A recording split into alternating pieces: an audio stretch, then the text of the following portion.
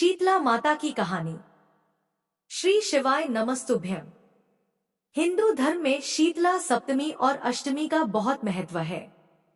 हर साल यह पर्व चैत्र मास के कृष्ण पक्ष की सप्तमी तिथि को मनाया जाता है। इसके अगले दिन यानी अष्टमी को शीतला अष्टमी का पर्व मनाया जाता है। शीतलाष्टमी और माता शीतला की महत्ता का उल्लेख स्कंद पुराण में बताया गया है। यह दिन देवी शीतला को समर्पित है। अनेक स्थानों पर यह पर्व सप्तमी को ही मनाया जाता है। बसोड़ा की परंपराओं के अनुसार इस दिन भोजन पकाने के लिए अग्नि नहीं जलाई जाती, इसलिए अधिकतर महिलाएं शीतला अष्टमी के एक दिन पहले भोजन पका लेती हैं और बसोड़ा वाले दिन घर के सभी सदस्य इसी बासी भोजन का सेवन करते हैं। सप्तमी के दिन घरों में कई तरह के पकवान बनाए जाते हैं, जैसे हलवा, पूरी, दही बड़ा, पकौड़ी, पुए, रबड़ी आदि बनाया जाता है। अगले दिन सुबह महिलाएं इन चीजों का भोग शीतला माता को लगाकर परिवार की सुख समृद्धि की कामना करती है। इस दिन शीतला माता समेत घर के सदस्य भी बासी भोजन ग्रहण करते हैं। इसी वजह से इसे बसौड़ा पर्व भी कहा जाता है। मान्यता है कि इस दिन के बाद से बासी भोजन करना उचित नहीं होता है। यह सर्दियों का मौसम समाप्त होने का संकेत होता है और इसे इस मौसम का अंतिम दिन माना जाता है। इस पूजा को करने से शीतला माता प्रसन्न होती है और उनके आशीर्वाद से घर में खुशहाली बनी रहती है। अब आइए सुनते हैं शीतला माता की कथा। एक बार की बात है, शीतला माता ने सोचा कि चलो आज धरती का भ्रमण करूं और देखूं वहां कौन मेरी पूजा करता है। यह सोचकर शीतला माता राजस्थान के एक गांव डुंगरी में आई और उन्होंने देखा कि उस गांव में उनका कोई भी मंदिर नहीं है और ना ही कोई उनकी पूजा करता है। यही सब सोचते हुए माता शीतला गांव की गलियों में घूम रही थी। तभी एक घर के ऊपर से किसी ने चावल का खौलता हुआ पानी नीचे फेंका। वह गर्म पानी सीधा शीतला माता के ऊपर जा गिरा, जिससे माता के शरीर में बेहद दर्द भरे छाले पड़ गए और उनके पूरे शरीर में तेज जलन होने लगी। तब दर्द से कराहती शीतला माता इधर उधर भाग भाग के चिल्लाने लगी और कहने लगी कि अरे मेरा शरीर जल गया है और तप रहा है, कोई तो मेरी सहायता करो। लेकिन उस गांव में किसी ने भी शीतला माता की सहायता नहीं की। वहीं एक कुम्हारन अपने घर के बाहर बैठी हुई थी। उस कुम्हारन ने देखा कि अरे यह बुजुर्ग माई तो काफी जल गई है, तो उसने कहा माई यहाँ आकर बैठिए, मैं आपके शरीर पर ठंडा पानी डालती हूँ। ऐसा कहते हुए कुम्हारन ने बुजुर्ग माई पर ठंडा पानी डाला और बोली है माई मेरे घर में कल की बनी रबड़ी रखी है और थोड़ा दही भी है, आप इसे खा लीजिए, इससे आपको राहत मिलेगी। जब बुजुर्ग माई ने ठंडी रबड़ी और दही खाया तो उनके शरीर को काफी ठंडक मिली और उनकी जलन भी कम हो गई। उस कुम्हारन की सेवा भाव देखकर शीतला माता उस पर अत्यंत प्रसन्न हुई और अपने वास्तविक रूप में प्रकट होकर बोली, मैं शीतला देवी हूँ। मैं इस धरती पर देखने आई थी कि मुझे कौन मानता है और कौन मेरी पूजा करता है। मैं तुम्हारे इस सेवा भाव से अत्यंत प्रसन्न हूँ। तब उस कुम्हारन ने हाथ जोड़कर कहा है माता, मेरे घर में तो हर जगह दरिद्रता बिखरी हुई है, ना तो चौकी है ना बैठने का आसन, मैं आपको कहाँ बैठाऊं। यह सुनकर शीतला माता उस कुम्हारन के घर के बाहर खड़े गधे पर बैठ गई और माँ ने एक हाथ में झाड़ू तथा दूसरे हाथ में डलिया लेकर उस कुम्हारन के घर की संपूर्ण दरिद्रता को झाड़कर डलिया में भरकर फेंक दिया। फिर शीतला माँ ने उस कुम्हार से कहा, मैं तेरी सच्ची भक्ति से अत्यंत प्रसन्न हूँ, मांगो तुम्हें क्या वरदान चाहिए।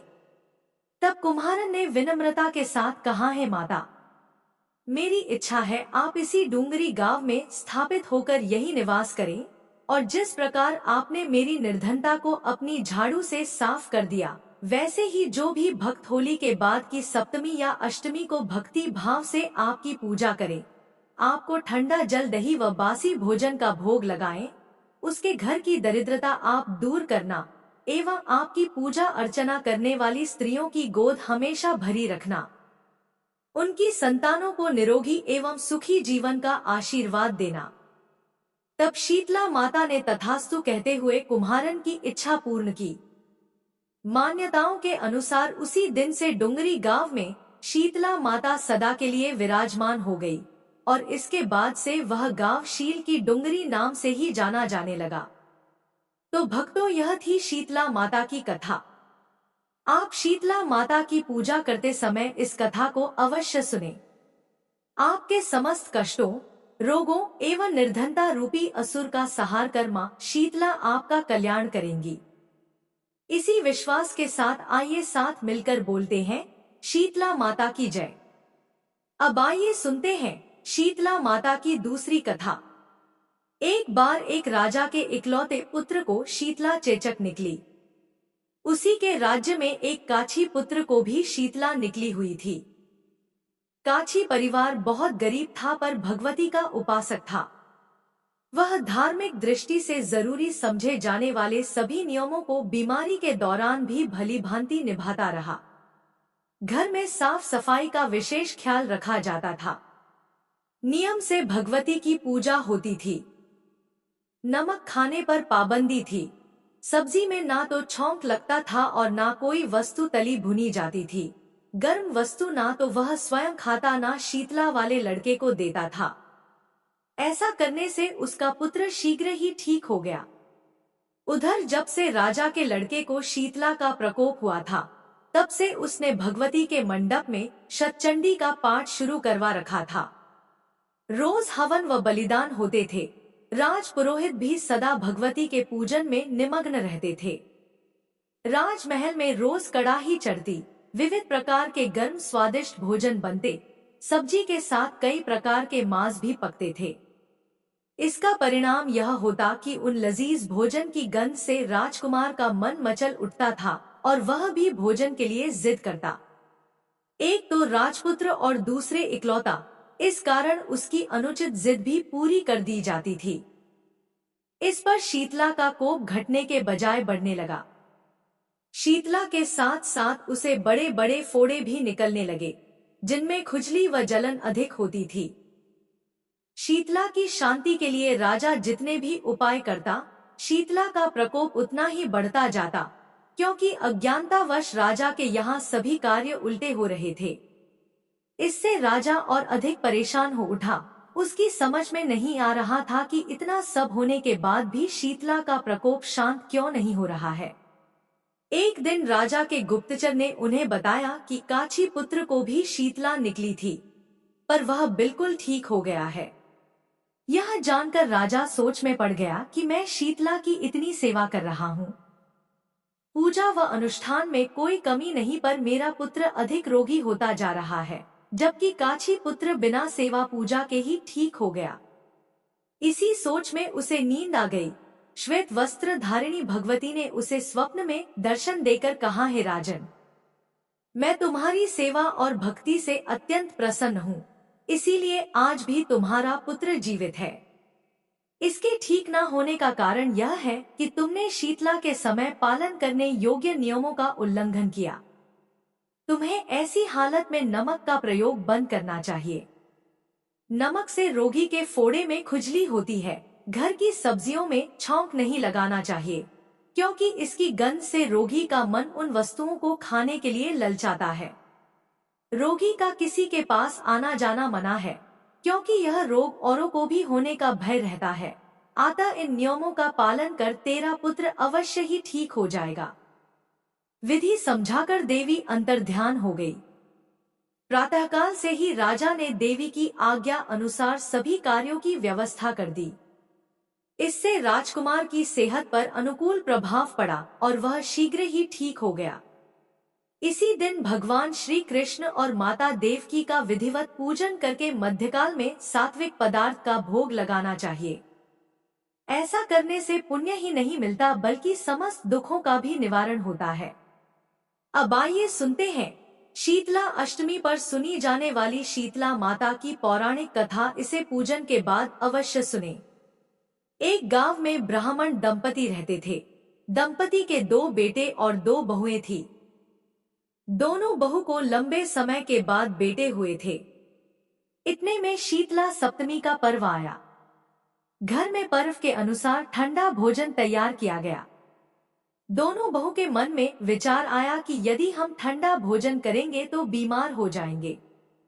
बेटे भी अभी छोटे हैं। इस कुविचार के कारण दोनों बहुओं ने तो पशुओं के दाने तैयार करने के बर्तन में गुपचुप 2 बाटी तैयार कर ली। सास बहू शीतला की पूजा करके आई और शीतला माता की कथा सुनी। बाद में सास तो शीतला माता के भजन करने के लिए बैठ गई, लेकिन दोनों बहुएं बच्चे रोने का बहाना बनाकर घर आई। दाने के बर्तन से गरम गरम रोटला निकाले चूरमा किया और पेट भर कर खा लिया।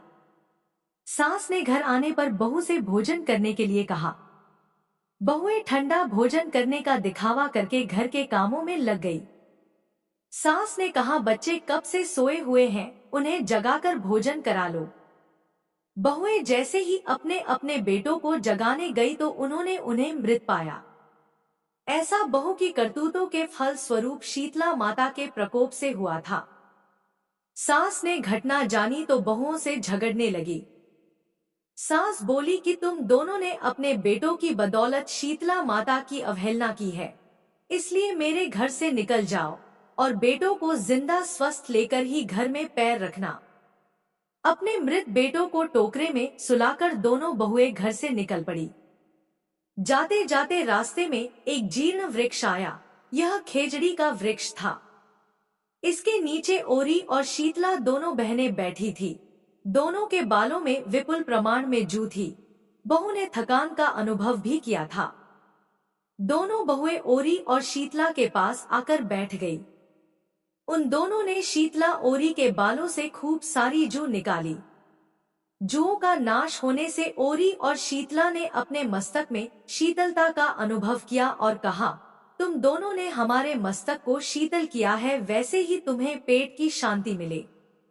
दोनों बहुएं एक साथ बोली कि पेट का दिया हुआ ही लेकर हम मारी मारी भटक रही हूँ, परंतु शीतला माता के दर्शन हुए मिले। शीतला माता ने कहा कि तुम दोनों पापिनी हो, दुष्ट हो, दुराचारिणी हो, तुम्हारा तो मुंह देखने भी योग्य नहीं है। शीतला सप्तमी के दिन ठंडा भोजन करने के बदले तुम दोनों ने गर्म भोजन कर लिया था। यह सुनते ही बहू ने शीतला माता जी को पहचान लिया।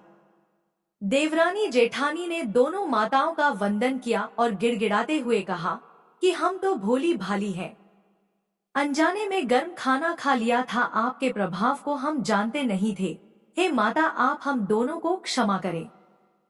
शीतला माता ने मृतक बालकों को जीवित कर दिया। बहुएं तब बच्चों को साथ लेकर आनंद से पुनः गांव लौट आई। गांव के लोगों ने जाना कि दोनों बहुओं को शीतला माता के साक्षात दर्शन हुए थे। दोनों का धूमधाम से स्वागत करके गांव में प्रवेश करवाया। बहू ने कहा, हम गांव में शीतला माता के मंदिर का निर्माण करवाएंगे। चैत्र महीने में शीतला सप्तमी के दिन मात्र ठंडा खाना ही खाएंगे। शीतला माता ने बहू पर जैसी अपनी दृष्टि की वैसी कृपा सब पर करें। श्री शीतला मां सदा हमें शांति, शीतलता तथा आरोग्य दे। एक बार प्रेम से बोलिए शीतला मैया की जय। आइए अब शीतला माता की एक अन्य दुर्लभ कथा को सुनते हैं। इस कथा को सुनने से ही व्रत पूर्ण माना जाता है। चैत्र का महीना आया, होली के बाद शीतला सप्तमी और शीतला अष्टमी आई। सभी लोग कहने लगे, माता आई, माता आई। किसी ने हलवा बनाया तो किसी ने पूरी बनाई। माता जी को गर्म खाने का भोग लगाया। माता के अंग अंग में आग जलने लगी तो माता दौड़ी दौड़ी कुम्हार के घर गई और कुम्हार से कहा कि मेरा अंग अंग जल रहा है, मुझे ठंडी मिट्टी में लेटना है। ठंडी मिट्टी में लेटने से माता को थोड़ी ठंडक मिली और कहा कि कुम्हार, मुझे भूख लगी है। तो कुम्हार ने रात की ठंडी रोटी माता को खाने के लिए दे दी। इससे माता को बहुत राहत मिली और कुम्हार पर खुश हुई। माता ने कहा कि पूरी नगरी में हाहाकार होगी, केवल तेरा ही घर बचेगा। पूरे नगर में त्राही मच गई और कुम्हार का घर बच गया। तो नगर वालों ने कुम्हार से कहा कि तूने कोई जादू टोना किया है क्या, क्योंकि पूरा नगर नष्ट हो गया और तेरा घर बच गया। कुम्हार ने कहा कि मैंने कोई जादू टोना नहीं किया है, मैंने तो बस माता को शीतल किया है।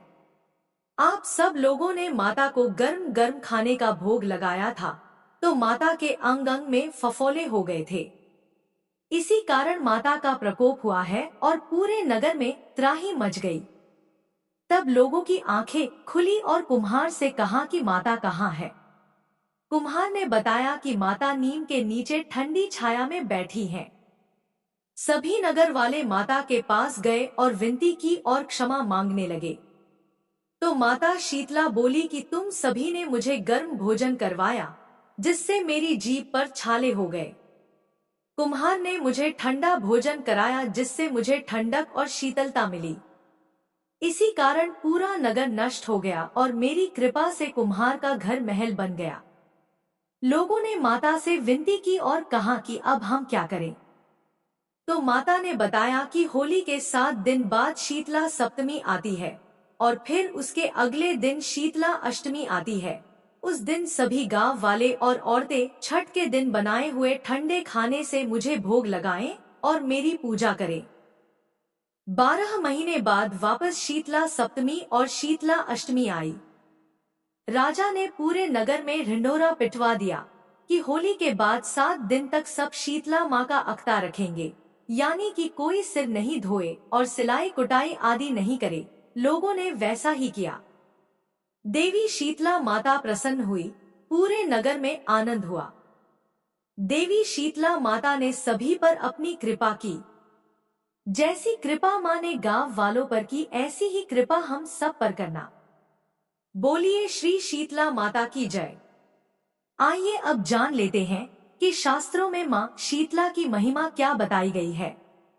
इस महिमा को सुनने से हमारे सभी रोग और संकट नष्ट हो जाते हैं। तो आप भी बड़े ही ध्यान से इस महिमा को सुनिएगा। शीतला माता का जन्म कुम्हार से संबंधित है। शीतला माता का पुजारी प्रजापति या कुम्हार जाति के लोग होते हैं। इनकी पूजा एक चमत्कारी देवी तथा बच्चों की रक्षक देवी के रूप में होती है। चेचक, छोटी माता, फोड़ा, नभानी जैसी बीमारी का इलाज इनकी शक्ति, पूजा अर्चना, कुम्हार जाति के पुजारी से झाड़ा लगवाने से चमत्कार के साथ ठीक हो जाते हैं। शीतला माता क्षत्रिय जाति की कुलदेवी हैं। शीतला माता हिंदू धर्म में एक प्रसिद्ध देवी हैं। इनका प्राचीन काल से ही बहुत अधिक महत्व रहा है। इनकी 7 बहनें हैं: शीतला, दुर्गा, काली, चंडी, बड़ी माता और भानुमति। स्कंद पुराण में शीतला देवी की सबसे बड़ी बहन देवी परमेश्वरी हैं, जिन्हें बड़ी माता भी कहा जाता है। शीतला माता का वाहन गर्दभ यानी कि गधा बताया गया है। यह हाथों में कलश, सूप, झाड़ू तथा नीम के पत्ते धारण करती हैं। इन्हें चेचक आदि कई रोगों की देवी बताया गया है। इन बातों का प्रतीकात्मक महत्व होता है। एक मूल्यांकन ग्रंथ के अनुसार देवी शीतला की पूजा कुम्हार जाति का पुजारी ही कर सकता है। वह इनके चेचक का रोगी व्यग्रता से वस्त्र उतार देता है। सूप से रोगी को हवा की जाती है। झाड़ू से चेचक के फोड़े फट जाते हैं। नीम के पत्ते फोड़े को सड़ने नहीं देते। रोगी को ठंडा जल प्रिय होता है। आता कलश का महत्व है। गर्दभ की लीद के लेपन से चेचक के दाग मिट जाते हैं। शीतला मंदिरों में सदैव माता शीतला को गर्दभ पर ही आसीन दिखाया गया है। शीतला माता के संग ज्वरासुर, ज्वर का दैत्य, हैजे की देवी, 64 रोग, त्वचा रोग के देवता एवं रक्तवती, रक्त संक्रमण की देवी होते हैं। इनके कलश में दाल के दानों के रूप में विषाणु या शीतल स्वास्थ्यवर्धक एवं रोगाणु नाशक जल होता है। कुछ लोग शताक्षी देवी को भी शीतला देवी कहकर संबोधित करते हैं। शीतला माता को छोटी माता कहते हैं तथा छोटी चेचक का उपचार हेतु पूजा करते हैं। इनकी बड़ी बहन देवी परमेश्वरी माता को बड़ी माता कहा जाता है। बड़ी चेचक के उपचार हेतु इनकी पूजा करते हैं। माता शीतला शक्ति का अवतार है और भगवान शिव की ये जीवन संगिनी है। पौराणिक कथा के अनुसार माता शीतला की उत्पत्ति भगवान ब्रह्मा से हुई थी।